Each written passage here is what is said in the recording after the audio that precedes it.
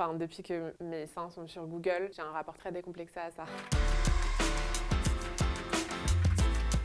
Ce que je trouve agréable avant de se mettre tout nu, c'est de rester habillé. Je trouve que c'est vraiment l'un des plaisirs de l'adolescence, c'est quand tu te touches et que tu frottes l'autre en gardant les vêtements parce que tu prends le temps et que t'as pas encore ce réflexe d'adulte de se foutre à poil. On se concentre beaucoup sur la première pénétration vaginale, mais pourtant la première fois la plus intimidante, la plus intime finalement, c'est quand même de se mettre à nu. À partir du moment où je décide de mettre à poil devant quelqu'un, a priori les deux personnes sont dans la même situation. J'ai toujours bien aimé mon corps, mais je peux comprendre qu'on ait beaucoup de mal. Parce qu'il y a des canons de beauté, des images de canons de beauté qui nous sont envoyées tout le temps, quoi. À la télé, dans les publicités, dans les séries. On veut s'identifier à des corps parfaits, des corps blancs, des corps minces. J'ai aucun problème à me mettre nue devant les gens. D'ailleurs, je songe à aller dans un camp naturiste parce que ça me dérange vraiment pas. Au fil des années, j'ai appris à beaucoup plus m'accepter, j'ai appris à être beaucoup plus à l'aise avec moi-même, avec mon corps. J'ai vite compris qu'en fait, si la personne en face de moi avait envie de me déshabiller, c'est que je lui plaisais. J'ai jamais eu de mal à me mettre toute nue, même jeune. Je me suis mis avec un gentil garçon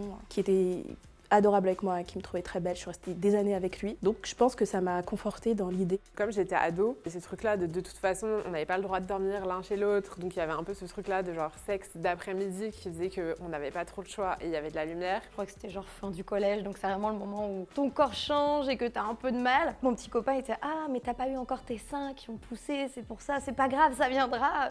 Comme si j'avais un retard considérable sur les autres nanas. Et du coup, ça avait été intimidant parce que je m'étais pas du tout posé de questions là-dessus. Mon premier petit copain, il avait un jeu de clés des sapeurs-pompiers de Paris en fait, qui donnait accès à tous les halls d'immeubles. Avant même qu'on le fasse pour la première fois, souvent on entrait dans des halls et juste on se frottait l'un contre l'autre et c'était incroyable. J'ai fait des retraites de femmes où il y avait des moments de nudité. Et en fait, le fait de voir autant de femmes nues, mais dans un environnement hyper bienveillant, dans un environnement juste où on est là parce que, enfin un peu comme les camps naturistes en fait, il n'y a pas de connotation à la nudité et en fait de voir toute la diversité de corps qui existait. J'ai compris à ce moment ce que voulait dire diversité, j'ai jamais vu autant de formes, de couleurs et de tailles de tétons de ma vie je crois.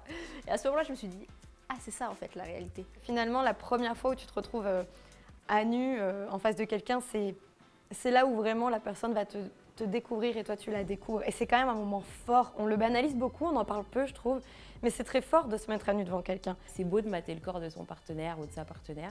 Et ce que je recommande, ça rapproche, tu vois tout son corps tout nu et je pense que c'est bien que lui aussi le voit nu. Naked party everyday, moi je suis nue tout le temps en fait. Chez moi, si je peux être toute nue, je dors nue, je suis nue, je vis nue.